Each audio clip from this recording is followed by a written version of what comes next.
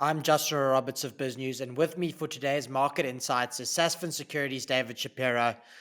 Naspers and Prosus out with results today, eagerly anticipated. What stood out most for you in the numbers?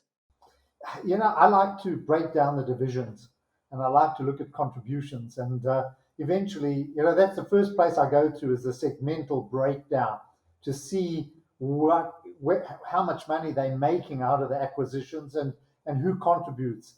And when you look at it, you come down to the raw detail, it's still Tencent that makes up about 118% of the operating profit.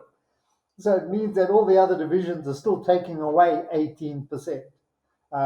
So, Justin, where I'm getting at, it's going to take a long time before those other businesses and the acquisitions that they made begin to shift the needle.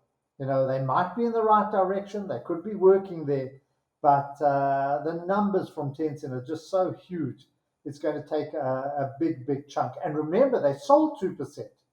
So they took all this cash, brought in other acquisitions, and therefore we haven't even adjusted for that. So I think it's going to take a long time. So no matter how we spin the tail, it's still Tencent that's going to dictate whether this company makes money or not, or what the profits look like. So yeah, they're trying, but both Prosus and Naspers, because of Tencent's non-performance, have been drags on the JSE this year.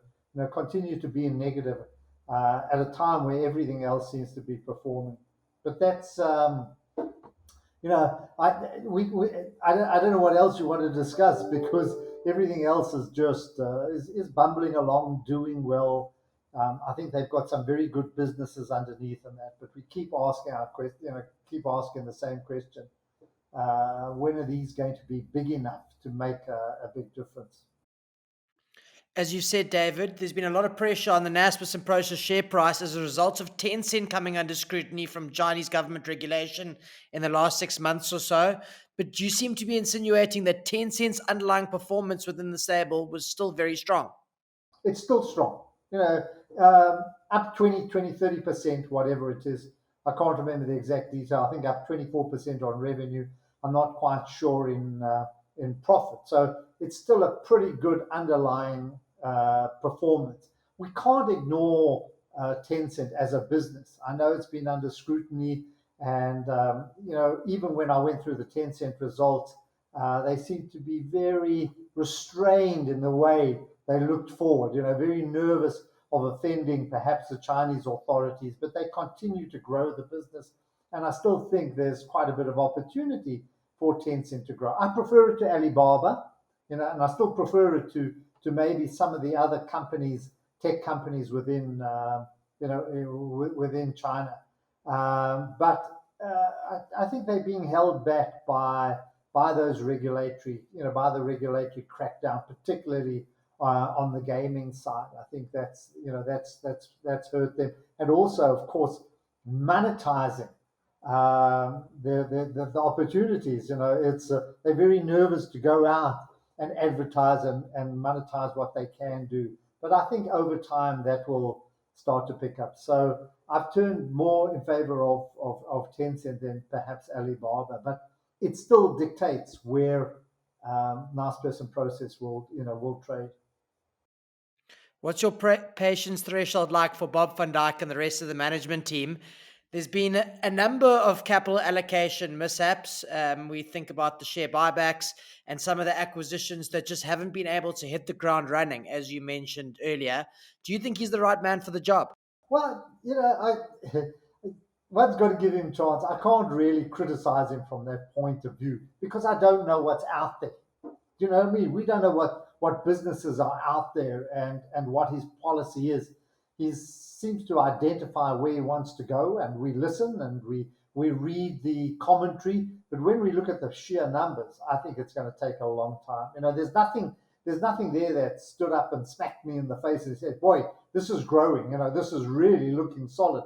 It just seems to be little bits all over the place with a hope that your lucky number comes up and something strikes. But I don't think any of the businesses that I've seen are going to match the kind of position that Tencent has.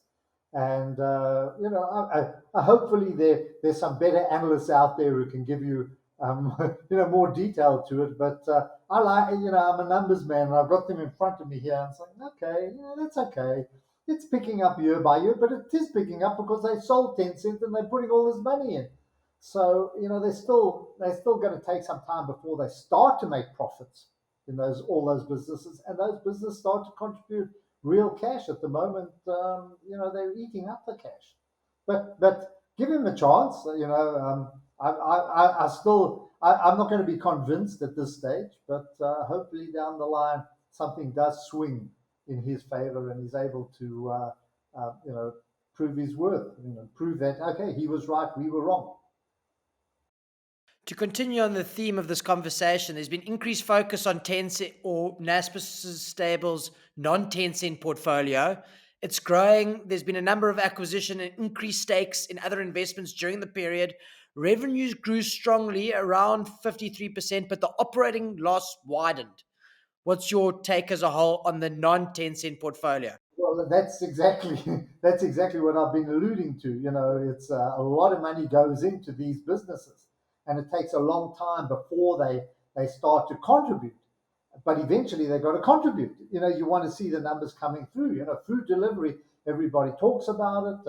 It's a great business, but it's and hopefully they can utilize food delivery for other services. I'm waiting. I'm not. And in a broader sense, without just focusing on Naspers, I like the big ones. I just say, hold on, I'm going to stay with those that are the platforms, the big enablers. I'm going to stay with them rather than trying to find something underneath it that's going to shoot the lights out. I like to see money, and I like to buy companies that are making money.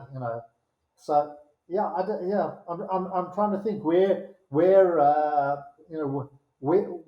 really stands out. Classifieds is doing okay, but they've been in there for a long time. That's not a new business. That's a couple of years already, and it's still very, very small business. It's not really making big contributions, to the bottom line. So where's classified going to go to? How big is it going to get to? Is it going to double, treble? I can't see that. So everything's got to move in line. All those new acquisitions have to move in line, line the stars for some explosion to happen to challenge Tencent. Management seem to have a high conviction on India as an investment jurisdiction. Is India the new China? I look at India all the time. It's so fragmented, so difficult. It's 1 billion people, well educated, despite the fact that it might appear poverty, it's not. A very, very well educated people there.